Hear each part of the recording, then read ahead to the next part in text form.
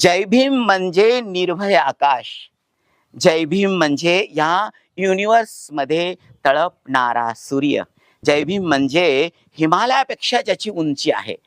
जय भीम म्हणजे जर अशा कित्येक उपमा जर विशेषण द्यायचे म्हटलं ना, तर माझी वाणी आणि शब्द कमी पडतील. असा दिव्य पुरुष महामानव. हो, जय भीम म्हणजे आपल्या सगळ्यांची आयडेंटिटी. जय भीम म्हणजे मी आता इथं उभा आहे ना, बोलतोय. जो माझा कॉन्फिडन्स आहे, तो जय भीम आहे. जय भीम म्हणजे माझ्या बॉडीमध्ये, माझ्या शरीरामध्ये जे ब्लड आहे ना, ब्लडमध्ये ज्या पेशी आहेत ना, प्रत्येक सेल जय भीम नावाची ऊर्जा आहे. आणि मला असं वाटतं, जय भीम हे कोणी पण नाही म्हणू शकत. ज्याच्या भाग्यात आहे, ज्याची वाणी चांगली आहे, जो राष्ट्रभक्त आहे, जो देशाला मानतो, देशाची प्रगती मानतो, जातीवाद करत नाही, ज्याच्या हृदयामध्ये राष्ट्रप्रेम, देशप्रेम भरलेला आहे.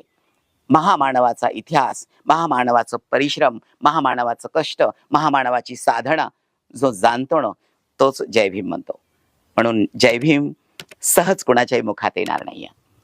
जय भीम त्यांच्याच मुखात येईल ज्यांच्या हृदयामध्ये संविधान आहे.